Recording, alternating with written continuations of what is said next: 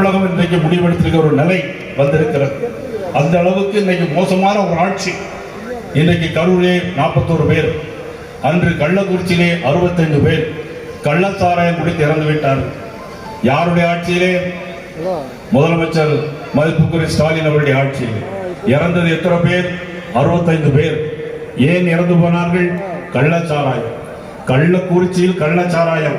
அங்க எப்படி நல்ல சாராயம் வைப்பாங்க? கள்ளக்குறிச்சியிலே கள்ளச்சாராயம் தான் வைக்க முடியும். ஆனால் எங்கு பார்த்தாலும் இன்னைக்கு கிராமங்களில், இன்னைக்கு அமைச்சர் வீரமணி சொல்கிறார், எல்லா இடங்களிலும் கஞ்சா, எல்லா இடங்களிலும் போதைப் பொருட்கள், மெத்து அப்படிங்கிற புது ஐட்டம், நவீன ஐட்டம், இதெல்லாம் குடிச்சு இந்த இளைஞர்கள் இன்னைக்கு மிக மோசமான முறையில் போயிருக்கிறார்கள். இந்த கஞ்சாவை குடித்துவிட்டு கோவையிலே ஒரு 19 வயது ஒரு பெண்ணை 19 வயது பெண்ணை இன்றைக்கு ஒரு வாரத்துக்கு முன்பாக கோயம்புத்தூரில் பாலியல் பலாத்காரம், 3 பேர் வந்து பாலியல் பலாத்காரம் பண்ணி இரவு 11 மணிக்கு ஆரம்பித்து 4 மணியில் ஒரு பெண்ணை சீரழித்திருக்கிறார்கள். யாருடைய ஆட்சியில்? முதலமைச்சர் மதிப்புக்குரிய ஸ்டாலின் அவருடைய ஆட்சி. யாருடைய ஆட்சி? திமுக ஆட்சி. திமுக ஆட்சிக்கு வந்தாலே கொள்ளை, கடத்தல், பாலியல் பலாத்காரம், வன்கொடுமை எல்லாமே நடைபெறுகிறது. இதைத்தான் இன்னைக்கு மக்கள் இன்னைக்கு பார்த்து கொண்டிருக்கிறார்கள். இன்னைக்கு பீகார் தேர்தல் என்று சொல்கிறார்கள்.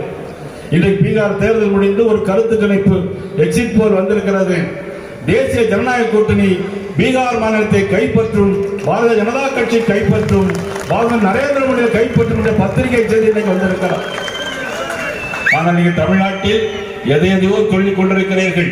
இதுக்கெல்லாம் நிச்சயமாக முடிவு வரும். அமைச்சர் வீரமணி பேசினார், நீட் தேர்வை ரத்து செய்யும் என்று சொன்னீர்களே, நீட் தேர்வை ரத்து செய்ய முடியாது என்று சொல்லும் போதே அவர்களுக்கு நன்றாக தெரியும். தேர்தல் அறிக்கையிலே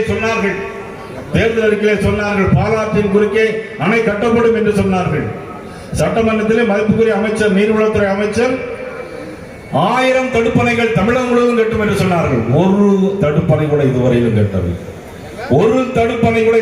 கட்டவில்லை. 1000 தடுப்பணைகள் கட்டுவோம் என்று சொன்னார்கள். சட்டமன்றத்திலே கரூர் சம்பவத்திற்கு பதிலாக நாங்கள் கவன ஈர்ப்பு தீர்மானம் கொண்டு வந்தோம். கவன ஈர்ப்பு தீர்மானம் நானும் அண்ணன் எடப்பாடியார் அவர்களும் கொண்டு வந்தோம்.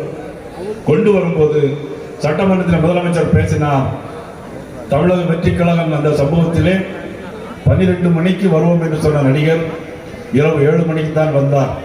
5 டிஎஸ்பி, 500 போலீஸ் பாதுகாப்பு போட்டிருந்தோம், நாங்கள் எல்லாம் முறையாக செய்தோம் என்று சொன்னார். நான் பதிலுக்கு பேசும்போது சொன்னேன், 5 டிஎஸ்பி 500 போலீஸ் அங்கு கிடையவே கிடையாது. ஆனால் அங்கு நடந்தது என்ன?